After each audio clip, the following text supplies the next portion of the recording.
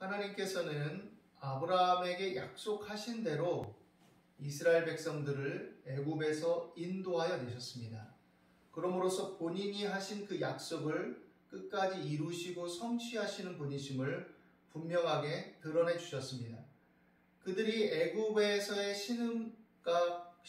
신음과 고난 속에서 건짐을 받은 것은 그들이 유달리 다른 민족과 다른 나라와 견주었을 때 뛰어나거나 훌륭하거나 착하거나 잘나거나 뭔가 특별한 게 있어서가 아닙니다. 하나님의 언약 속에 있었고 그들을 긍휼히 여기심이었고 또 그들을 통해서 연단하셔서 하나님을 증거하고 하나님을 섬기게 할 나라로 삼기 위해서 그들을 택하신 것입니다. 이 연속성에서 이들이 지금 우리가 함께 읽은 본문을 통해서 살펴볼 수 있는 것처럼 이들이 들어갈 약속의 땅 가나안은 그 가나안 족속의 죄악이 관영했기 때문에 그들을 심판하는 일과 더불어서 그 일을 이루시려는 것이지, 선량하고 바르게 살고 또 하나님을 경외하는데도 불구하고 가나안 족속을 하나님께서 심판하시고 쫓아내시고 이스라엘 백성들에게 그곳을 주려고 하신 것은 아닙니다. 우리가 앞선 다른 말씀들에서 살펴볼 수 있지만 가나안 족속의 죄악이 관영해서 그게 끝까지 들어차서 이제 하나님의 인내와 하나님의 오래 참으심이 끝난 지점에 이르렀기 때문에 그들을 심판하시기 위한 역사의 주관자로서 그 일을 이루시는 일환이 거기에 다 함께 있는 것이죠. 그래서 그들을 물리치고 그들을 쫓아내고 이스라엘 백성들을 그곳으로 인도해서 그들에게 하나님의 율법과 또 제사를 통해서 하나님을 경외하며 자신들을 바르게 이루어 나가며 또 이웃을 사랑하고 또 하나님의 형상을 따라 열매 맺는 공동체를 만들기 원하셨던 것이죠. 그래서 이스라엘 백성들을 인도하시고 그 여정 속에 또 단련하시고 이렇게 하셨던 것입니다. 이스라엘 백성들이 가나안 목적에 이르렀을 때 그 땅을 정탐하기를 원하였고 그래서 그 땅을 정탐했습니다. 그런데 정탐 후의 반응이 두 관점으로 나눕니다. 사실 두 관점으로 나뉘긴 했지만 거의 한 부분의 관점으로 다 집중돼 있었죠. 정탐꾼들의 반응이 무엇이었냐? 과연 젖과 꿀이 흐르는 땅이긴 했습니다. 그 땅의 과실들 열매들이 풍부하고 아름다웠습니다. 그런데 문제는 그 땅 거주민이 굉장히 강한 걸 보았습니다. 성읍이 견고하고 심이 클 뿐더러 거기 안악자손, 거인, 후손 이렇게 봤는데 장대해서 아주 두려움을 일으키기에 충분했어요. 안악자손의 거인들을 보았는데 그들과 견주었을 때 자신들은 메뚜기라고 표현하기도 합니다. 이런 인식을 가지고 있으니 어땠겠습니까? 그들은 이제 두려움과 불안이 엄습하기 시작한 거죠. 그래서 이제 이렇게 말합니다. 두려움과 불안과 원망 속에 애굽으로 돌아가자 이렇게 말합니다. 애굽으로 돌아가자. 그릇 형성된 애착과 정이 발동한 거죠. 또 어떻게 보면 그래도 애굽에 있을 때는 뭐라도 먹었고 우리가 조금 노역에 시달리긴 했지만 이렇게 거인들 무리 속에 죽지는 않았을 거야. 지금 이 상황이 얼마나 심각하고 위협적인지 모르겠어. 이렇게 생각하는 거죠. 그런데 참 사람이 희한한 게 그들이 애굽에서 나올 때 하나님의 이루신 일들이 있지 않습니까? 또 애굽은 어떤 나라입니까? 대제국 애굽이에요. 가나안 족속, 가나안 7족에 비교할 만한 그런 나라가 아닙니다. 더 강성한 나라였어요. 그럼에도 불구하고 하나님께서 애굽 왕 바로와 그 군대를 다 물리치시고 그들을 건져내셨죠. 그들 중에 용맹한 군사들이 있어서 싸워서 자기들이 승리를 쟁취한 게 아닙니다. 하나님께서 대신 싸워주신 거죠. 오히려 어떻게 보면 하나님께서 그 일을 이루셨고 10가지 재앙을 통해서 또 홍해를 가르시고 그들을 건너게 하시고 뒤쫓아서 맹렬하게 추격하는 그들을 홍해로 다 덮어버리심으로써 그들이 하나님의 싸우심과 하나님의 함께하심과 보호하심으로 말미암아 애굽의 그 강한 군대를 뒤로하고 그들을 이기고 나올 수 있었던 것이죠. 그런데 그들은 그것을 망각해버렸습니다. 대체 그들의 기억력은 무엇일까라고 생각할 정도로 우리가 바라볼 때는 그렇게 생각할 수도 있겠죠. 그리고는 애굽으로 돌아가자. 차라리 그 땅으로 돌아가는 게 낫겠다. 우리 처자식이 사로잡히고 우리가 다 죽을 텐데 이게 무슨 소용이 있냐. 젖과 꿀이 흐르면 모르고 비옥하면 뭐하고 거기서 얻는 과일과 과실들의 열매가 풍성하고 비옥하고 탐스러우면 뭐하냐. 그들의 성읍이 견고한데 그걸 우리가 어떻게 취할 수 있겠느냐. 말도 안 된다. 그래서 우리가 처음 읽은 말씀의 첫 절은 온 회중이 소리를 높여서 부르짖으며 밤새도록 통곡했다고 되어 있습니다. 오히려 그 두려움이 임했다면 인간적으로 인간이 약하고 허물이 많고 부족한 존재들이니 참을 수 없을 만큼 가벼운 어떤 존재성을 가지고 있는 부분이 또 때로는 나타나니 그것이 차라리 기도였다면 얼마나 좋았을까요? 막 두렵고 불안한 거 뭐 어떻게 할 수 있겠어요? 뭐 그게 그냥 일어나는데 그렇다면 그 마음과 정서를 가지고 하나님 앞에 하나님 두렵습니다. 불안합니다. 하나님이 약속했는데 이렇게 믿음이 생기지 못하고 이런 마음이 일어나니 어떻게 하면 좋습니까? 우리를 불쌍히 여겨주십시오 라고 기도했다면 차라리 낫을 텐데 이들의 부르짖음과 통곡은 기도가 아니라 원망과 불평, 비난이었던 거죠. 모세와 아론이 어떤 사람들입니까? 그들이 지도자로서 그들이 거듭되는 불평과 원망에도 불구하고 오래 참고 다독이면서 하나님의 뜻을 붙들고 그 척박한 광야 속에 그들을 이끌어왔던 지도자들이에요. 그런데 그들을 향해서 원망합니다. 애굽 땅에서 우리가 죽었거나 이 광야에서 죽었으면 좋았을 것을 폄하하고 비난하고 그렇습니다. 어찌하여 여호와가 우리를 그 땅으로 인도하여 이제 직접적으로 해요. 그전에는 모세에 대해서 불평하고 모세를 원망했는데 이제는 하나님을 직접적으로 향하기 시작합니다. 하나님을 직접적으로 그동안에 차마 입 밖에 내지 못했던 그것이 막 분출되죠. 여호와가 우리를 그 땅으로 인도해서 칼에 쓰러지게 하려 하는가. 우리 처자가 사로잡히리니 애굽으로 돌아가는 것이 낫지 아니하랴. 그리고 말합니다. 우리가 한 지휘관을 따로 세우자. 이 모세 아론은 필요 없어. 그리고 애굽으로 돌아가자. 이제 진정시킬 또 진정될 기미가 보이지 않아요. 이러다가는 모세와 아론을 정말 그 자리에서 쳐 죽일 것 같습니다. 모세와 아론이 얼마나 마음이 황망했을까요? 그리고 얼마나 당혹했을까요? 그리고 하나님 앞에서 얼마나 두렵고 떨렸을까요? 이들의 행태를 보면서 하나님 어떻게 하면 좋습니까? 그 마음 속에 그 두려움과 당혹함 속에 이들 앞에 엎드리게 되죠. 그때 그 땅을 정탐한 자 중에 눈의 아들 여호수아와 여분네의 아들 갈렙이 이 광경, 이 꼴을 보니 아주 막 의분이 일어나서 못 이기겠는 겁니다. 그래서 옷을 찢고 온 회중에게 말합니다. 우리가 두루 다니며 정탐한 땅은 신이 아름다운 땅이라. 니네가 정탐하자고 얘기를 해서 그리고 우리가 다 같이 가서 정탐하지 않았냐. 그런데 너희들도 보았거니와 사실 정탐한 그 지파의 대표들에게 얘기하는 거죠. 직접적으로는. 그 땅은 신이 아름다운 땅이 아니냐. 여호와께서 우리를 기뻐하시면 과연 그 땅을 우리에게 인도하여 들이시고 우리를 인도하여 들이시고 그 땅을 우리에게 주실 것이다. 이 말은 뭐예요? 한번 생각해봐라. 애굽에서 나올 때 어땠냐? 하나님이 우리를 기뻐하시면 당연히 그리로 인도하시지 않겠냐? 이는 과연 젖과 꿀이 흐르는 땅이다. 그게 우리 바로 목전에 있다. 다 왔다 이제. 그 얘기죠. 그러면서 말합니다. 너희가 두렵고 불안한 거 다 알겠는데 다만 여호와를 거역하지는 말라. 거역하지는 말라. 또 그 땅 백성을 두려워하지 말라. 이게 대비되고 있는 거예요. 사실은. 하나님을 두려워해야지 왜 그 땅 백성을 두려워하냐. 하나님과 비견할 어떤 존재와 대상과 일이 있냐? 너희가 그걸 모르냐? 애굽의 사건을 통해서 그걸 보고도 모르냐? 그 얘기죠. 그들은 우리의 먹이다. 왜? 하나님이 함께 하시기 때문에. 그들의 보호자는 그들에게서 떠났다. 그들이 섬기는 신은 그들을 지키지 못하는 신이다. 이 얘기예요. 여호와는 우리와 함께 하시느니라. 그들을 두려워하지 말라. 이렇게 강하게 얘기합니다. 그럼에도 불구하고 온 회중의 반응은 무엇이냐? 오히려 그들을 돌로 치려고 합니다. 입 다물어라. 듣지 않겠다. 그때 여호와의 영광이 회막에서 이스라엘 모든 자손에게 나타났습니다.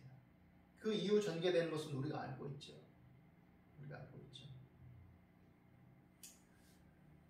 부정적이고 나쁜 습성, 나쁜 애착, 이게 참 문제가 심합니다. 인간의 죄성이라는 것은 묘하게도 그런 이상한 정과 결탁해서 많이 일어납니다. 애정, 습성, 습관, 애착 이런 것들과 결탁해서 그것들을 끊어내기 어렵게 만들어요. 때로는 그것이 쾌락과 어떤 그릇된 작동이 일어나기 시작하면 그것들과 아주 끈끈하게 섞이기 시작합니다. 그래서 그것들을 잘라내지 못해요. 애굽에서의 오랜 생활 동안 거기에 어떤 생활과 삶의 습성 속에 길들여진 그것들을 끊어내지 못하는 모습도 이들에게 있는 겁니다. 물론 그들이 애굽의 노예로 있긴 했지만 모세와 아론에 의해서 그들을 건져내기 전에, 그들이 강성해지기 전에는 더불어서 나름 잘 살고 있었죠. 물론 그들에게 노역이 주어지고 좀 고되긴 했지만 임금도 주어지고 고대 문헌에 근거해서 이렇게 살펴본다면 어쨌든 그래도 먹고 살만 했습니다. 그런데 모세와 아론이 오고 나서 그 일이 더 가중되고 이제는 조금 더 강제 노예가 가깝게 되고 고통이 가중되니까 이제 이들이 힘겨웠던 것이죠. 그런데 이들은 그럼에도 불구하고 그 속에서 그들이 노예로 있다는 사실을 망각했던 것이죠. 그리고 노예에서 건짐을 받았고 이제 하나님의 백성으로서 회복되고 그렇게 살아갈 수 있다는 것을 깨닫지 못한 채 옛 습성에 젖어서 그래도 그때가 났어.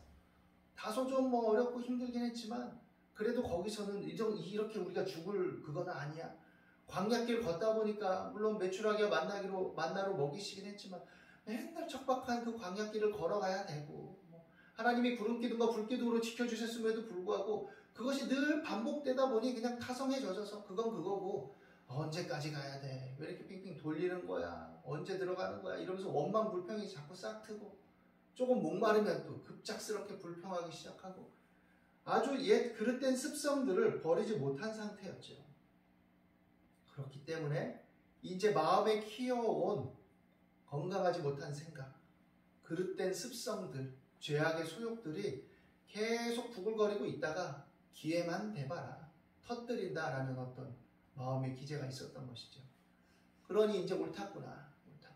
그 속에 있는 숨은 것들이 잠식되어 있던 것들이 삐쳐나온 겁니다. 삐쳐나온 거예요. 그래서 기회가 되었을 때 이제 하나님을 향해서 아주 적대감을 가지고 원망하고 대들기 시작하는 것이죠. 이런 상황 속에 우리가 기억해야 될 것은 무엇입니까? 오늘날 이것이 우리에게 주는 교훈이 뭘까요?